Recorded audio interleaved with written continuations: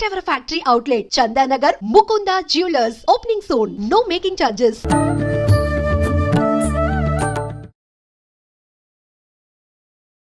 నమస్కారం, welcome to I dream. ధర్మ మార్గం విత్ విజిత కార్యక్రమానికి స్వాగతం. ప్రస్తుతం మనతో పాటు ఉన్నారు. ఆయన ఎంతో మంది గురువుల్ని మనందరికీ పరిచయం చేశారు. మీడియా ద్వారా ఎంతో మంది గురువుల్ని మన ముందరుంచి ఎన్నెన్నో మంచి విషయాలు మాట్లాడి మనందరికీ ఎంతో జ్ఞానాన్ని సంపాదించి పెట్టారని చెప్పాలి. ఆయన ప్రముఖ ఆధ్యాత్మికవేత్త కూడా, జ్యోతిష పండితులు కూడా. ఆయన ఎవరో కాదండి, మారెళ్ళ రవిశాస్త్రి గారు. ఇప్పుడు వారితో మాట్లాడి మరిన్ని విషయాలు తెలుసుకుందాం. నమస్తే అండి. ఎలా ఉన్నారు? సూపర్. ముందుగా మీకు శ్రీ విశ్వవసునామ సంవత్సర ఉగాది శుభాకాంక్షలు. ప్రేక్షకులందరికీ కూడా ఉగాది శుభాకాంక్షలు. థ్యాంక్ యూ అండి, థ్యాంక్ యూ. అయితే మనం ఇప్పుడు ప్రస్తుతం ఉన్న సంవత్సరం క్రోధినామ సంవత్సరంలో చాలా రకాల ఇబ్బందులు పడ్డాము. కరోనా తర్వాత నుంచి కూడా ఈ గడిచిన ఈ 4 సంవత్సరాలు కూడా చాలా ఇబ్బందులు పడ్డాము. ఇక ఇప్పుడు రాబోయే సంవత్సరం అయినా బాగుంటుందేమో అన్న ఆశతో అందరూ ఎదురు చూస్తున్నారు. ఈ విశ్వవసునామ సంవత్సరం ఎలా ఉండబోతోంది? ముఖ్యంగా ఈ విశ్వవసునామ సంవత్సరం చూసుకున్నట్టయితే ముఖ్యంగా నవనాయకుల్లో ప్రధానంగా రాజు ఈ సంవత్సరం చూసుకుంటే సూర్యుడు ఎక్కువగా ఉన్నారు. సూర్యుడు రాజుగా ఉన్నాడు. అలాగే రాజే చాలా వాటికి అధిపతిగా ఉన్నాడు. అర్ఘాధిపతి రాజే, మేఘాధిపతి అర్ఘాధిపతి సూర్యుడే, మేఘాధిపతి సూర్యుడే, సైన్యాధిపతి సూర్యుడే, రాజు సూర్యుడే. ఇన్ని గ్రహాలు ఇన్నిటికి సూర్య భగవానుడు కాబట్టి ఈ సంవత్సరం మెయిన్ రోల్ అనేది సూర్య భగవానుడు చేస్తాడు. అంటే ఎలా ఉండబోతుంది అన్నట్టు? సూర్యుడు ధర్మము అంటే టైం మెయింటెనెన్స్ సిస్టమ్కి అధిపతి. Simple systematic person, mister perfect person అంటారు కదా. సిస్టమాటిక్ పర్సన్ ఏదైనా సరే సిస్టమ్గా జరుగుతుంది. రాజు ఆయన కాబట్టి ప్రతి ఒక్కటి కూడా సిస్టమ్. మనకి రాజ్యాంగంలో మార్పులు కానివ్వండి, లీగల్ విషయాల్లో మార్పులు కానివ్వండి, మన సిస్టంలో ప్రతి ఒక్క దాంట్లో కూడా మార్పులు. దీనివల్ల అంటే ఎవరైతే దొంగగా ఉంటారో, అంటే పని దొంగలు ఉంటారో వాళ్ళకి నష్టం. ఎవరైతే బాగా పనిచేస్తారో వాళ్ళకి అదృష్టం. ఓకే, సింపుల్గా. అంటే మేము ఎంత కష్టపడ్డా మాకు ఆ గుర్తింపు లేదు, ఆ ఫలితం లేదు అని బాధపడే వాళ్ళు అనుకుంటారు, వాడు ఏం చేయకపోయినా వాడికి మంచి నెత్తిన పెట్టుకుంటున్నారా, నాకేమో పరిస్థితి రా. అలాంటి వాళ్ళది ఇప్పుడు ఉల్టా అవ్వబోతుంది. ఓకే. అలాగే మనకి ఎప్పుడైతే సూర్య భగవానుడు వచ్చాడో ఆరోగ్యానికి భాస్కరుడు అధిపతి. ఆరోగ్యానికి భాస్కరుడు కాబట్టి ఆరోగ్య ప్రధానమైనటువంటి ఆహారాలకి సేకరణ, ఆరోగ్యపరమైనటువంటి ఆహారాలు సేవించడం, అంటే సేంద్రియ వ్యవసాయం బాగా పెరగడం, అంటే రుచి ప్రధానంగా ఉన్న ఫుడ్ల కంటే ఆరోగ్య ప్రధానంగా ఉన్న ఫుడ్లు ఎక్కువగా తీసుకుంటూ ఉంటారు. ఓకే. అంటే ఇప్పుడు మనకు ఉన్నాయి, ఎవరైనా ఇప్పుడు బాగా కారం, స్పైసీస్, ఫాస్ట్ ఫుడ్ వీటికి అన్నిటికీ తగ్గుతుంది. అలాగే న్యాచురల్ ఫుడ్, న్యాచురల్ ఫార్మింగ్, మంచిగా రాగి దోశలు ఎక్కడేస్తారు వెతుక్కొని వెళ్ళటం, జొన్న రొట్టెలు ఎక్కడ అమ్ముతారని వెతుక్కొని వెళ్ళటం, ఇవి నైట్ పూట భోజనాలు ఎందుకు, జొన్న రొట్టె తింటే సరిపోదా అని, ఇట్లా ఒక క్రమశిక్షణతో కూడిన జీవితంలోకి ఎక్కువ జనాలు రావడానికి ఆస్కారం అన్నమాట. అలాగే సూర్య భగవానుడే సైన్యానికి కూడా అధిపతి కాబట్టి సైన్యంలో ప్రతిష్టత, అంటే రాజు ఆయన అయ్యాడు, సైన్యాధిపతి కూడా ఆయన అయ్యాడు కాబట్టి, అంటే మనకి ఇప్పుడు ప్రధానమంత్రి చేతుల్లోనే హోమ్ మినిస్ట్రీ ఉందనుకోండి, ఏం చేస్తాడు, తన మినిస్ట్రీని ఇంకా బాగా చేసుకుంటాడు కదా. అలాగనే సైన్యానికి మంచి ప్రవర్తన, మంచి ట్రైనింగు, న్యూ రిక్రూట్మెంట్స్, సైన్యంలో మంచి ఆయుధాలు సమకూర్చుకోవడం, బలం సమకూర్చుకోవడం, ఇటువంటివన్నీ జరుగుతూ ఉంటాయి. ఓకే. అలాగే మనకి చూసుకున్నట్లయితే అర్ఘాధిపతి కూడా ఆయన అయ్యాడు, అలాగే మేఘాధిపతి కూడా ఆయన అయ్యాడు. అర్ఘాధిపతి ఆయన అయినప్పుడు మనకేమవుతుందంటే కందులు లాంటి, గోధుమలు లాంటి ఇటువంటి పంటలు బాగా కలిసి రావటం, ఎక్కువగా ఎర్ర నేలలు బాగా కలిసి రావటం, అలాగే మంచిగా పచ్చిక బయళ్ళన్నీ, అంటే ఆరుదల పంటలు అంటారు కదా, మిర్చి ఇట్లాంటివన్నీ కూడా బాగా కలిసి రావడం అనేది జరుగుతూ ఉంటుంది.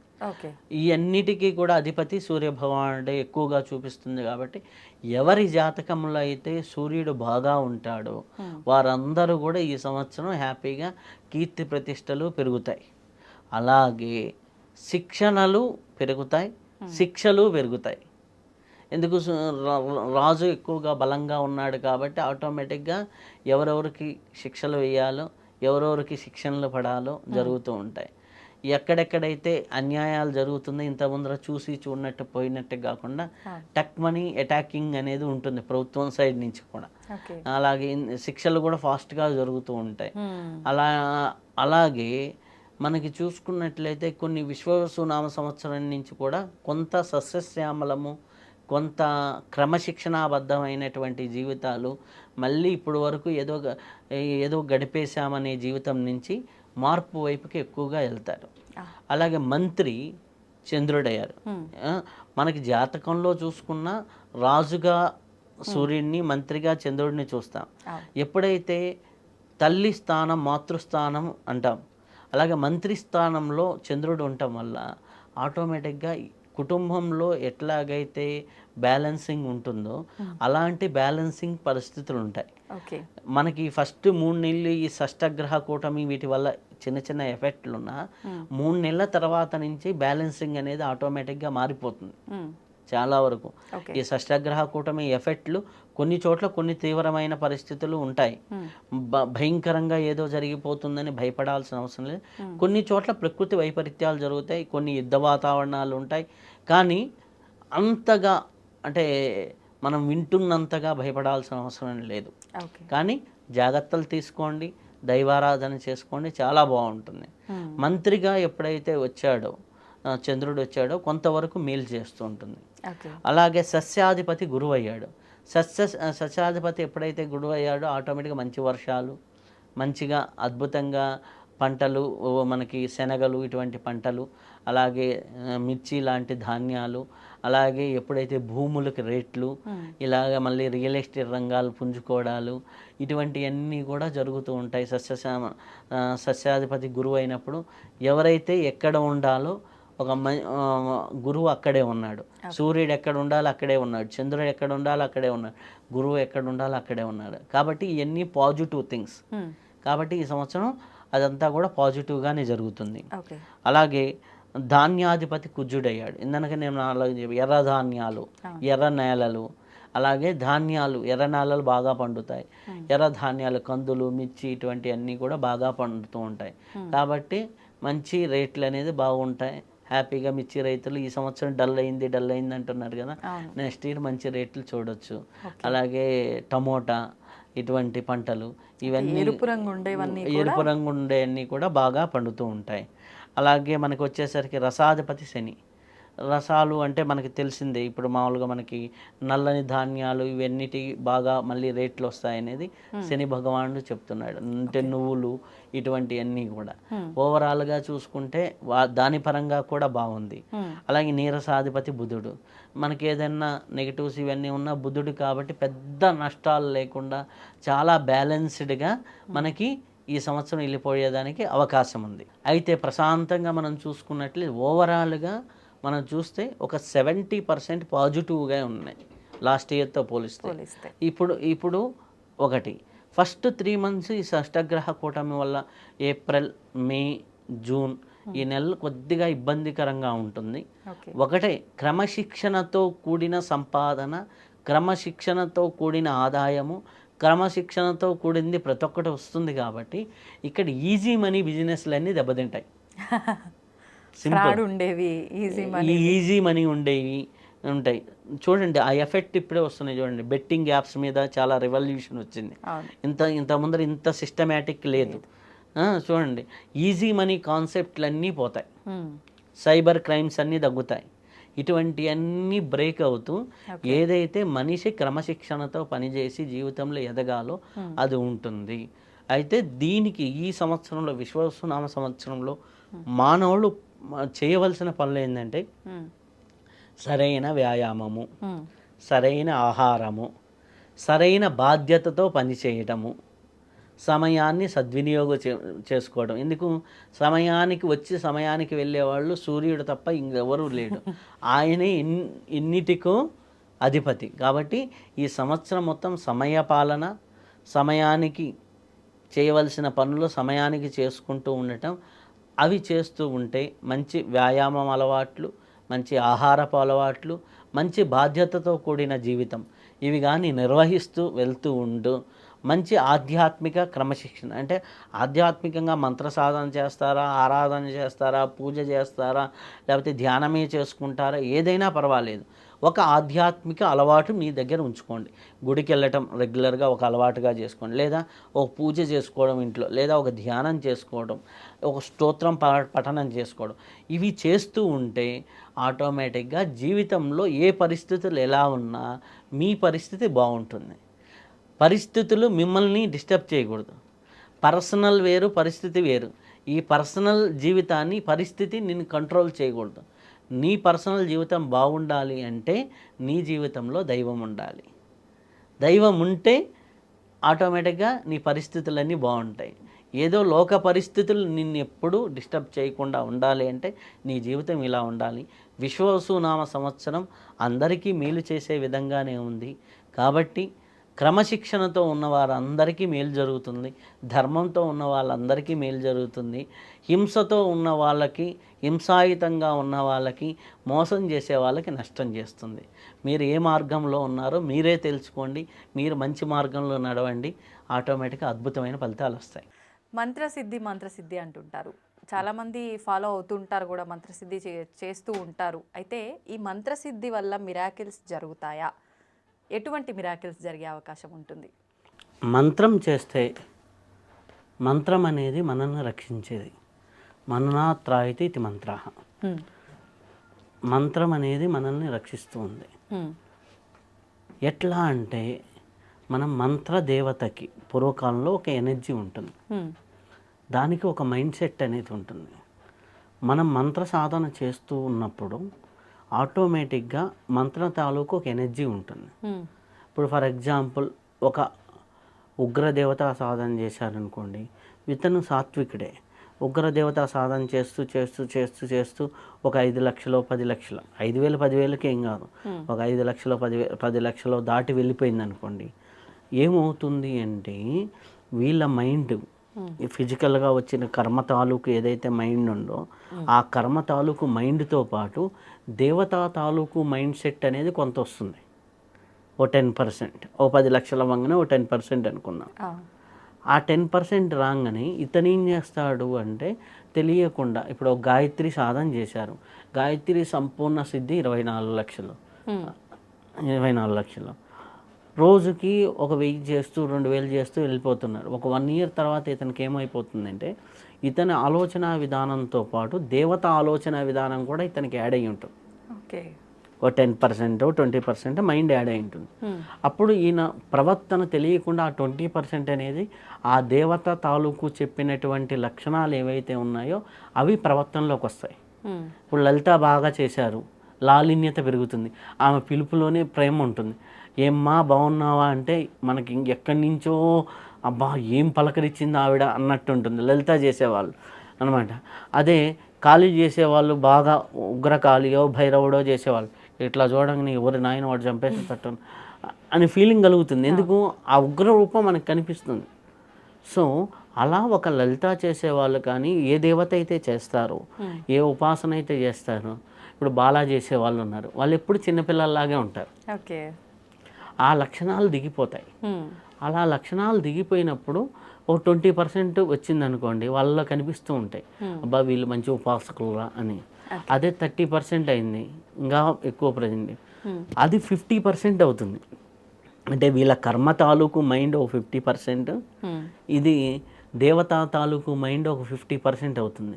అప్పుడు ఈజ్ ఈక్వల్గా సగం దేవతలాగా సగం తన కర్మలతో అనుభవిస్తున్నట్టుగా ఉంటుంది. అప్పుడు చూసినప్పుడు అబ్బా వీడు సిద్ధి అంటారు, అది నిజమైన సిద్ధి. అంటే వీడి మైండ్ కర్మ తాలూకు మైండ్ ఇది అనమాట. అది ఎలా జరుగుతుంది అంటే ఈ కర్మ తాలూకు మైండ్ మారదు, ఇది ఎక్స్పాన్షన్ అవుతూ ఉంటుంది. అంటే మన వ్యాకోచం అంటే విశాలత్వం పెరుగుతూ ఉంటుంది. ఆ విశాలత్వంలో ఆటోమేటిక్గా రెండు ఈక్వల్ అయినప్పుడు మనకు సిద్ధి కలిగింది అంటారు. ఇది కర్మ తాలూకు మైండ్ అలానే ఉంటుంది, ఇది పెరుగుతూ పెరుగుతూ పెరుగుతూ ఇది 90% వెళ్ళి ఇది 10% వచ్చిందనుకోండి, అప్పుడు ఆయన్ని సిద్ధ పురుషుడు రా, ఆయన సాక్షాత్ ఇప్పుడు మనకి కృతాళం స్వామివారిని చూస్తే ఆయన సాక్షాత్ కాలభైరవ స్వరూపుడురా, ఆయన మహానుభావుడురా అంటారు. ఎందుకు? ఆయన అంత సిద్ధ పురుషుడు. ఇప్పుడు లైవ్లో ఉన్న వ్యక్తి, లైవ్లో ఉన్నారు వాళ్ళు. కృతాళం స్వామివారు, పరమహంస పరిరాజకాచార్యులు, శ్రీ శ్రీ సిద్ధేశ్వరానంద భారతి స్వాములు, అలాంటి వారు ఎంతోమంది ఉన్నారు సిద్ధపురుషులు. ఇప్పుడు మంత్రశాస్త్రంలో చూసుకుంటే వద్దిపతి పద్మాకర్ గారు, దేవిదాస్ గారు, నేను ఇంటర్వ్యూలు చేసిన వాళ్ళు, వీళ్ళందరూ సిద్ధత్వాన్ని సాధించిన వాళ్ళు. అలా ఆ సిద్ధత్వాన్ని సాధించినప్పుడు వారి యొక్క ఎనర్జీ, కర్మ తాలూకు ఎనర్జీ కంటే 90% వాళ్ళు దేవతా లక్షణాలతో కనిపిస్తూ ఉంటారు. కాబట్టి వాళ్ళు సాక్షాత్ దైవ స్వరూపులుగా ఉంటుంది. వాళ్ళకు కూడా కర్మ ఉంటుంది, వాళ్ళకు కూడా కర్మ తాలూకు కొన్ని ఇబ్బందులు ఉంటాయి. కానీ ఇది అనమాట, ఇది ఎప్పుడైతే ఇలా జరిగిందో ఆటోమేటిక్గా వాళ్ళ పనులు వాళ్ళ చేతుల్లో ఉండవు. ఆటోమేటిక్గా ఆ ఎనర్జీ జరిపించుకుంటూ పోతుంది. ఇప్పుడు మనకు ఒక సామాన్యుడు ఒక గుడి కట్టాలి అనే సంకల్పం పెట్టినప్పుడు ఆ గుడికి పెట్టి కొంత వాడికి అదే ధ్యాసలో ఉండి ఒక 3-4 ఏళ్ళు ఉన్నప్పుడు ఏమవుతుంది, ఆ దైవం తాలూకు ఎనర్జీస్ వాళ్ళలోకి వచ్చేసి వాళ్ళు అక్కడ కూర్చొని ఉంటాడు. ఈయన ఇంత పెద్ద గుడి కట్టిందని మనం ఆ వ్యక్తులను చూసినప్పుడు షాక్ అవుతాం. అవును, ఓకే. ఎందుకు? అతను కాదు, అతని వెనక ఉన్న ఎనర్జీ నడిపించింది. అలా మనం ఏ దేవతా మంత్రాన్నైతే సాధన చేస్తూ ఉంటామో దాని తాలూకు ఫలితాలు వస్తాయి. మీకు ఒక ఎగ్జాంపుల్ చెప్తాను. నా దగ్గరికి ఒక చిన్న పాప వచ్చింది, ఒక 9 years పాప. ఆ పాప వచ్చేసి బ్లడ్ క్యాన్సర్తో సఫర్ అవుతూ ఉంటే ఆ పాప ఏంది, ఫాదర్లీ రిలేషన్ తక్కువ, అంటే ఫాదర్తో రిలేషన్ తక్కువ. అంటే కొన్ని డిస్ట్రిబ్యూట్, కొన్ని ఇబ్బందుల వల్ల అనుకోండి. సింగిల్ పేరెంట్ గర్ల్, అంటే ఫాదర్ ఉన్నారు తెలుసు, ఫాదర్ ఎందుకు దూరం అయ్యాడు అనేది అమ్మాయికి వచ్చిన ఆరాటం ఎక్కువగా ఉంది. అది ఎక్కువగా ఇబ్బంది పడుతూ లోపల కుమిలిపోవటం వల్ల అమ్మాయికి బ్లడ్ క్యాన్సర్ జెనెటికల్గా వచ్చింది. ఓకే. అంటే మనకి జాతకం ప్రకారం ఫాదర్లీ కనెక్షన్ తక్కువ అవటం వల్ల ఆటోమేటిక్గా సన్ ఎనర్జీ తక్కువ ఉంటాడు. సన్ ఎనర్జీ తక్కువ ఉంటే ఆటోమేటిక్గా బ్లడ్ మీద ఇన్ఫ్లుయెన్స్ పడుతుంది. అది ఏ రకంగా అయినా పడవచ్చు, అది క్యాన్సర్గా పడవచ్చు, బీపీగా పడవచ్చు, ఎలాగైనా పడవచ్చు. సో ఆ అమ్మాయి క్యాన్సర్గా పడింది. సో అక్కడ తగ్గిన గ్రహం ఎవరు? మన తండ్రి అధిపతిగా మనం సూర్యుడిని చూస్తాం. సూర్యుడి ఎనర్జీ లేదు అమ్మాయికి. అప్పుడు ఏమని చెప్పాను, ఆ అమ్మాయికి ఏ మంత్రం చెప్పలేను, ఏమీ చెప్పలేను. నీ సూర్యుడు నీ ఫ్రెండ్ అమ్మా, సూర్యుడితో సూర్యుడు నాకు ఎనర్జీ ఇవ్వు, సూర్యుడు నాకు నువ్వు నా ఫ్రెండ్ కదా, నా ఆరోగ్యం తగ్గించు అని ఇట్లా జనరల్గా మెడిటేషన్ అఫర్మేషన్స్ లాగా కొన్ని అఫర్మేషన్ చెప్పా. ఆ అమ్మాయి రోజు నువ్వు నా ఫ్రెండ్ అంట కదా, నువ్వు నా ఫ్రెండ్ అయితే నాకు ఎందుకు ఈ రోగాన్ని ఇచ్చావు, నువ్వు నాలో తొందరగా దూరి తగ్గించవచ్చు కదా అనేది ఇట్లా సూర్యుడు ముందర కూర్చొని ఉదయం పూట నేను ఊరికి జస్ట్ అమ్మాయికి ఏదో వాక్యాలు చెప్పా. కానీ ఆ అమ్మాయి ఆచరించడం మొదలుపెట్టింది. ఇక్కడ ఆచరణ, సాధన, ఆచరణ ఇంపార్టెంట్. ఆ అమ్మాయి చేయటం మొదలుపెట్టిన తర్వాత ఓ 2-3 weeks తర్వాత క్యాన్సర్ టెస్ట్కి వెళ్తే సెల్ కణాలు పెరగటంలా రివర్స్ అయ్యడం మొదలుపెట్టింది. రివర్స్ అవ్వడం మొదలుపెట్టింది. అలా రివర్స్ అయ్యి ఆ అమ్మాయికి ఒకనొక లెవెల్కి క్యాన్సర్ ఉంది బాడీలో, క్యాన్సర్ ఆగిపోయింది, పెరగటంలా తగ్గటంలా, అంటే పూర్తిగా పోలా, బ్యాలెన్స్డ్గా ఉంది. ఆ అమ్మాయిని చూసి చాలామంది పిల్లల్ని క్యాన్సర్ హాస్పిటల్లో సూర్యుడి దగ్గర తీసుకువెళ్ళి చూపిస్తున్నారు. వాళ్ళకి సూర్యుడు వీక్గా ఉన్నాడా లేదా అని నాకు తెలియదు. కానీ ఆ అమ్మాయి ఏ స్థితికి వెళ్ళింది అంటే సూర్యుడు నా ఫ్రెండు, సూర్యుడు నా ఇది అనేసి. అయితే లాస్ట్ సమ్మర్లో అమ్మాయి చెప్పిన ఎక్స్పీరియన్స్, నేను చిన్నపిల్లని ఆడుకోవాలి కదా సమ్మర్లో, నువ్వు ఇంత ఎండగా కాస్తే ఎట్లా, నేను ఆడుకోబడలేదా అంటే ఆ ఏరియాలో మేఘాలు వచ్చాయి. వింటున్నాడు రియాక్షన్. ఆ మేఘాల్లో కొద్దిగా తుప్పర్లు పడిపోయాయి, అంటే ఎక్కువ వర్షం కాదు, ఊరక చిలకరిచ్చినట్టు. అంటే ఇది నేను ఎక్కడ చూశాను అంటే మాస్టర్ ఈకే గారు, మాస్టర్ సివివి గారు వాళ్ళు నడిచెళ్తుంటే పైన మేఘాలు వచ్చాయి, వాళ్ళ పాదాలకి చెప్పులు లేకుండా నడుస్తున్నా అని ఉన్నా. ఒక యోగుల చరిత్రలో ఉండే ఒక అమ్మాయి ప్రాక్టికల్గా చూపించింది. అక్కడ ఏంటి ఆ సాధన? Innocence and purity. నువ్వు ఇన్నోసెన్స్గా నీకు మామూలుగా చిన్నపిల్లవాడు కింద పడ్డప్పుడు అమ్మా అని పిలుస్తాడు. వాడి ఇన్నోసెన్స్ ఏంది, అమ్మ వస్తుంది అని. నువ్వు అలాగే భగవంతుడు వస్తాడు అని కానీ పిలవగలిగితే ఖచ్చితంగా భగవంతుడు వస్తాడు. నువ్వు అమ్మని పిలిచినప్పుడు ఎలాగైతే వస్తాడు అని నమ్మకంతో, స్వచ్ఛతతో, ప్యూరిటీతో పిలుస్తున్నావో దానికి ఏ నియమాలు, ఏ నిష్టలు ఏమీ అవసరంలా. నీలో ఆ స్వచ్ఛత ఉందా, ఆ కల్మషం లేని మనస్సు ఉందా, ఆ కల్మషం లేని తత్వం ఉందా, పిలిచావా. దానికి మంత్రం కూడా అవసరం లేదు. నేను మొన్న కాశీ వెళ్ళాను. కాశీ వెళ్ళేసి అక్కడ ఒక అమ్మవారి గుళ్ళోకి వెళ్ళి హ్యాపీగా తెలుసు కాబట్టి హ్యాపీగా వాళ్ళు అభిషేకం మీరే చేయండి అన్నారు. హ్యాపీగా నేను చేస్తున్నా ఏదో అమ్మకి చేస్తున్నా. అమ్మకి హ్యాపీగా తల మీద నీట్గా రుద్ది చేస్తున్నా, చేతులు రుద్దుతున్నా, పంచామృతాలతో చేస్తున్నా. ఏమ్మా బాగుందా స్నానం, ఏమ్మా బాగుందా, అబ్బో అని అంటే అక్కడ ఏమైపోయింది. చాలా అద్భుతం. ఇంకొక ఆవిడని నేను చూశాను. ఆమె రాధా ఉపాసకులు. ఆమె కృష్ణుణ్ణి చంటి బిడ్డలాగే చూసుకుంటుంది. ఆమె ఎలా తెలుసా, నైవేద్యం వండిన తర్వాత డైరెక్ట్గా పెడితే అబ్బా ఇంత వేడి అన్నము ఎట్లా తింటాడు కన్నయ్య, కొద్దిగా చల్లార్చి పెడదాం, చలికాలం వచ్చింది కదా నీకు వేడి నీళ్ళు ఇస్తున్నా, నైవేద్యంలో వేడి నీళ్ళు తాగు, గొంతు ఎక్కడ ఇబ్బంది లేకుండా ఉంటుంది. నీకు దీపహారతి ఇచ్చేటప్పుడు కూడా హారతి ఇచ్చేటప్పుడు దగ్గరగా ఉంటే కన్నయ్యకి సెగ తగులుతుంది, దూరంగా పెట్టు.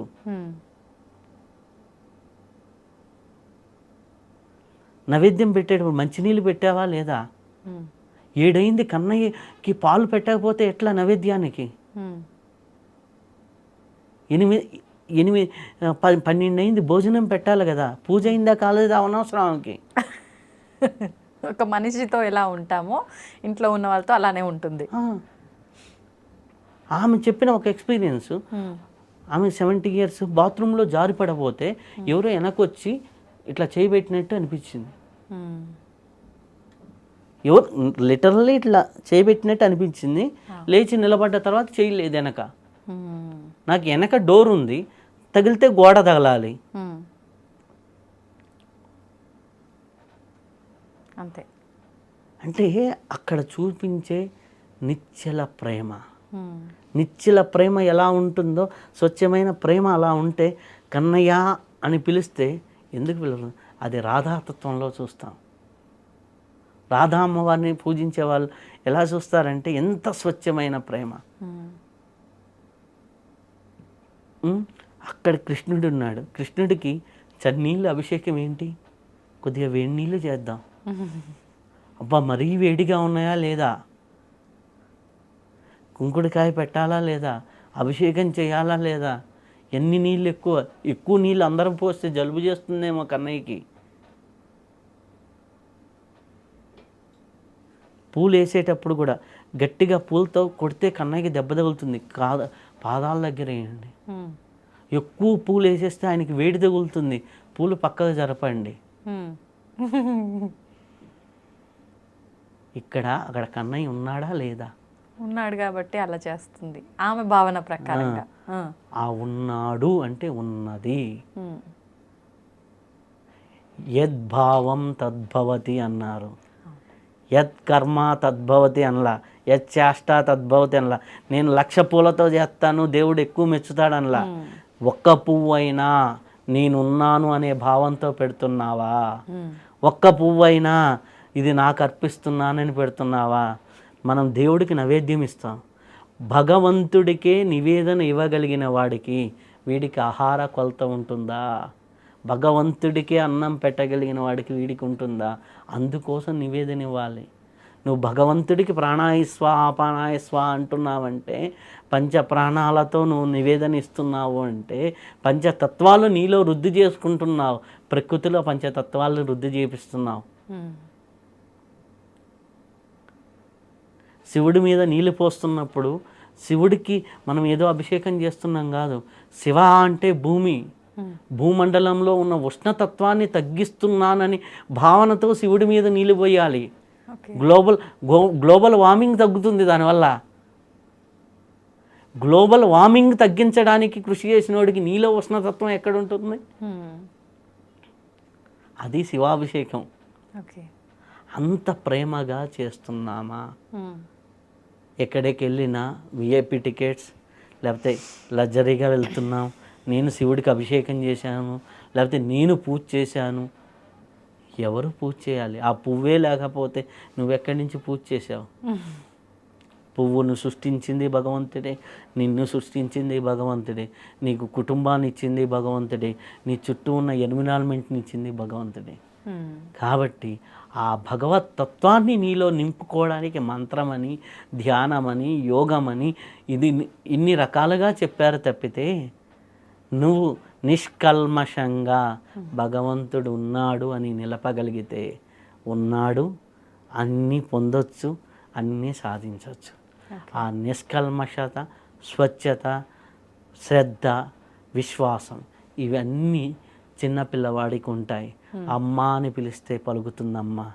అదేవిధంగా దైవాన్ని కూడా పిలవగలిగితే అదే స్వచ్ఛత ఎదిగే కొద్దీ తగ్గుతుంది. ఆ స్వచ్ఛత క్వాలిటీస్ ఉంటే పిలిస్తే ఆటోమేటిక్గా భగవంతుడు వస్తాడు. అద్భుతం, నిజంగా చాలా బాగుంది మీరు చెప్పిన విధానం కూడా. అంటే కన్నయ్య విషయంలో తను చేసిన బిహేవియర్ అదంతా కూడా, అంటే మనం ఉండాల్సింది నిజంగా ఎంత భక్తితో చేస్తున్నాము అనేదే చూసుకోవాలి తప్ప ఎంత ఆడంబరంగా చేస్తున్నాము అనేది కాదు. ఎవరికైనా సరే, అది వయసులో పెద్దవాళ్ళైనా చిన్నవాళ్ళైనా, చిన్న పిల్లల మనస్తత్వంతో చేస్తే అదే కల్మషం లేని భక్తి, కల్మషం లేని సేవ ఆయనకి. అంతే. చక్కటి మాటలు. ఆ స్థితి వస్తే నీకు సిద్ధి వస్తుంది. సిద్ధి వస్తే ఎప్పుడు నువ్వు దేవుడు నీ దగ్గర ఉంటాడు. అవును, దేవుణ్ణి ఇంకప్పుడు నీ జీవితంలో ఇంకేమీ లేదు. నువ్వు చేస్తే కర్మ, భగవంతుడు చేస్తే లీల. అవును. కర్మలో నువ్వు ఉంటే ఇది నాకు కావాలి అనే కర్తృత్వ భావంతో నువ్వు చేస్తే కర్మ. కర్తృత్వం లేకుండా ఇది నా చేత భగవంతుడు చేయిస్తున్నాడు, అది లీలా వినోదం అయిపోయింది. అందుకని కృష్ణుడు చేశాడను, కృష్ణుడు లీల చేశాడు అంటాం. మనిషి చేశాడు అంటే మనిషికి ఆ కర్మ వర్తించింది. కర్మ దాటి లీలగా నువ్వు జీవించగలిగినప్పుడు కర్మాతీతుడిగా నువ్వు ఉంటావు. అది కర్మ అనే పెద్ద సబ్జెక్టులే కానీ మళ్ళీ ఓకే. కాకపోతే భగవంతుని ఆరాధన ప్రేమతో చేస్తే చాలా అద్భుతం. నిజంగా మీరు కూడా చాలా అద్భుతంగా చెప్పారు. ధన్యవాదాలు. ధన్యవాదాలు.